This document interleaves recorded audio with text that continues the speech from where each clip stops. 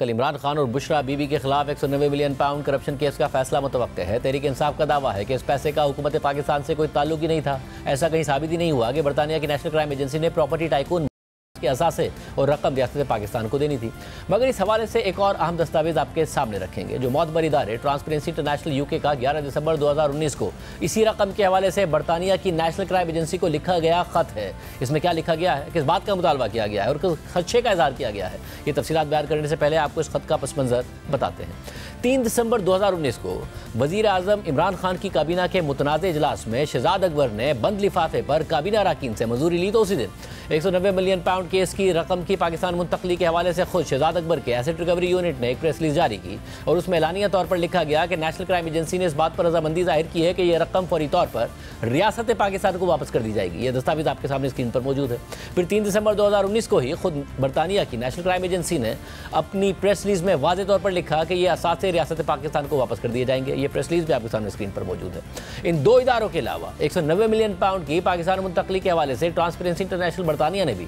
3 दिसंबर 2019 के दिन ही press release जारी की जिसका टाइटल ही ये था कि पाकिस्तानी अवाम को 190 मिलियन पाउंड की वापसी पर मबनी नेशनल क्राइम एजेंसी की सेटलमेंट पर रद्द-ए-अमल। अपनी प्रेस रिलीज में ट्रांसपेरेंसी इंटरनेशनल बरतानिया ने पाकिस्तानी अवाम को इस रकम की मुंतकली को खुश आइन करार दिया था। ये दस्तावेज भी आपके सामने स्क्रीन पर मौजूद है। यानी 3 दिसंबर 2019 को इस डील से मुताल्लिक खुद शहजाद अकबर के एसेट रिकवरी यूनिट ने ही नहीं बल्कि नेशनल क्राइम एजेंसी बरतानिया और ट्रांसपेरेंसी इंटरनेशनल बरतानिया ने भी तस्दीक कर दी थी कि यह रकम रियासत पाकिस्तान को वापस की गई है, न कि प्रॉपर्टी टाइकून को। मगर जब उसी दौरान ही ये सवालात उठना शुरू हो गए कि 190 मिलियन पाउंड की जो रकम एनसीए ने प्रॉपर्टी टाइकून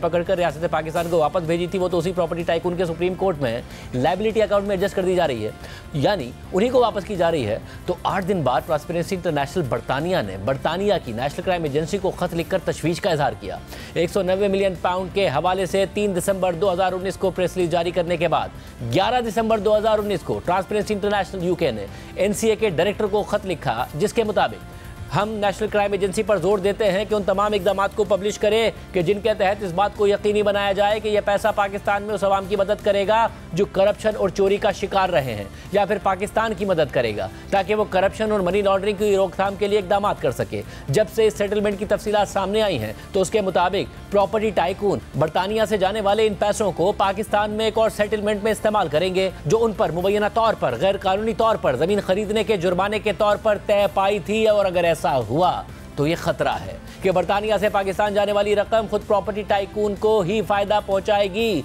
जो कि global forum on asset recovery principles for transfer of stolen assets in corruption cases के उसूल नंबर 9 की खिलाफ वर्जी होगी। खत के मुताबिक हम नेशनल क्राइम एजेंसी और दीगर हुकूमती स्टेक होल्डर से मुतालबा करते हैं कि ट्रांसपेरेंसी और अकाउंटेबिलिटी के उसूल नंबर 4 के मुताबिक नेशनल क्राइम एजेंसी और पाकिस्तान के दरमियान किए जाने वाले मुआहदे की तफसीलात अवाम के सामने लाई जाएं। मगर ट्रांसपेरेंसी इंटरनेशनल के खदशात के बावजूद पाकिस्तान में यह रकम पीटीआई की हुकूमत की जानिब से उसी प्रॉपर्टी टाइकून के सुप्रीम कोर्ट के लायबिलिटी अकाउंट में ही एडजस्ट कर दी गई। और अब इमरान खान और पीटीआई का मौक़िफ़ है कि यह रकम रियासत पाकिस्तान को भेजी नहीं गई थी बल्कि ये एनसी और प्रॉपर्टी टाइकून